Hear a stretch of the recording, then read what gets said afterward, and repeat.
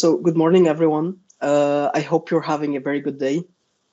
I am Amani Darwish. I am an application engineer at MathWorks.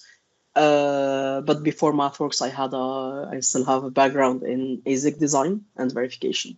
So and today I hope you're having we'll be having a presentation on MathWorks tools, and I will have the pleasure to dive in with you on how we can leverage and use MathWorks tools and workflows, of course, for HDL code generation and verification. So I hope it will be a presentation that will be fruitful for you. So I always like to start with a question. Of course, now we can't have a brainstorming session right now, but usually when I ask project managers and engineers about their ideal project, usually their answers converge towards the same ideas. So for once, we want to have a great and fabulous idea, right, for our project. And their second answer always is they want to achieve these ideas with a fast cycle and reliable design, right? And with that, of course, we will need the verification and validation that we need, and hopefully with no errors. And finally, we need to communicate more and more between teams and areas in order to prevent some costly errors later. So today I will focus on the last three ideas. Okay, so I will let you always provide us with some of the great and fabulous ideas, and we will focus on we will focus on the ideas of how we can really leverage MathWorks tools during all the project phases. For that, and to do that, I propose to start with the I would say base concept of our workflows, and that is the model-based design.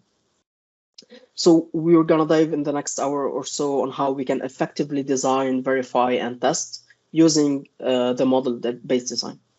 And when I say model-based design, of course, the approach here will be in the context of hardware design, FPGA, and SoC design. And to start, if we visit the classic or the conventional workflow, we can say that SoC design usually requires a collaboration between at least 7 different skill sets, where we are more and more aware that we need even more than these different 7 or 7. We say 7, but it's more than these 7 different set of skills to successfully achieve an SoC design.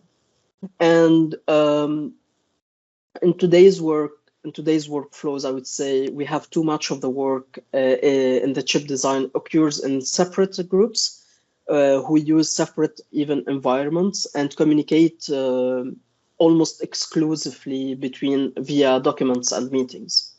And we believe that this leads to some poor communication between the teams and the groups, and in that case, also, we have some key decisions that are made in silos.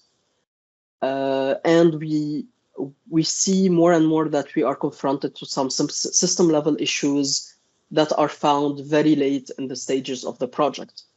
And with that, it will always be very difficult for us to adapt to any requirement changes once we are in the, I would say, design and integration phase. So what we propose today with the model-based design for SoC blocks for SoC design is to bring this group together. So we will keep the same group, of course, the same set of skills, but we will bring them together to collaborate very early and often, and bringing input from all the areas to get the architecture and algorithm right. Or even if we have some like errors and bugs, we can fix them very early in the design process. So then each group in that case will refine with more detail and continuously integrate, then generate, of course, models for design and verification. And we can, of course, continuously validate and verify our design, our implementation, and our integration. And we strongly believe, even if it's even proven, that this type of changing in the way we work, could eliminate the communication gaps that we usually have. We can innovate and collaborate more between teams, which creates some cross-skill collaboration.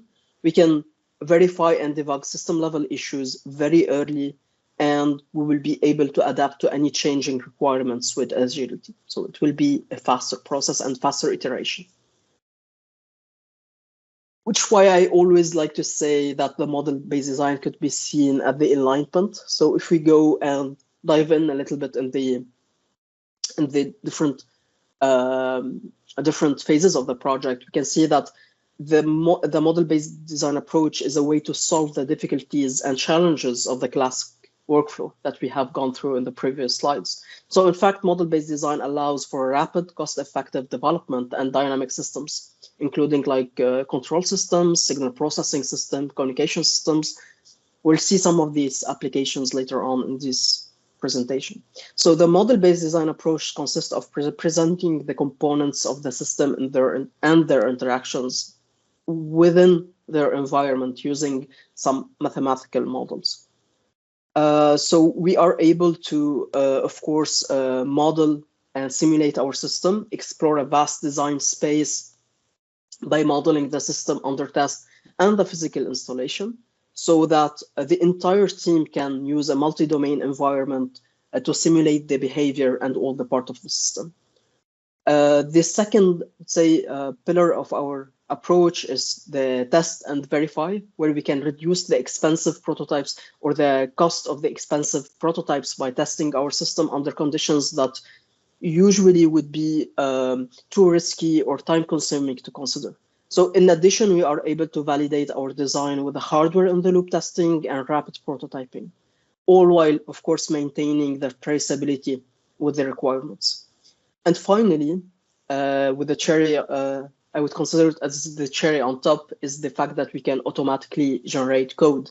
So instead of writing, once we finished our models, instead of writing thousands of lines of code by hand, we can also automatically generate qualified C or HDL code from our model that behaves in the same way that our model does.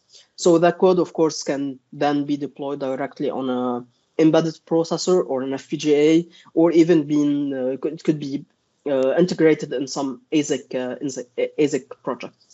So to achieve that, of course, with no surprise, we believe that MathWorks tools could be leveraged for SoC and hardware design. And we can, when I say MathWorks tools, of course, we're talking about MATLAB and Simulink that are very known for their use, but we can also talk about more specific toolboxes. Like here we can see Stateflow that is usually used for modeling some FSM or finite state machine. But we will visit more specified toolboxes later on during the presentation. So our presentation will start about, like, I will visit code generation. Later on, we'll go on some applications like digital signal processing, wireless communication. We'll visit how we can also verify the code that we are generating with HDL coder. And I will finish with the SoC design, where we can see how we can model a virtual platform in Simulink before going into the implementation and deployment.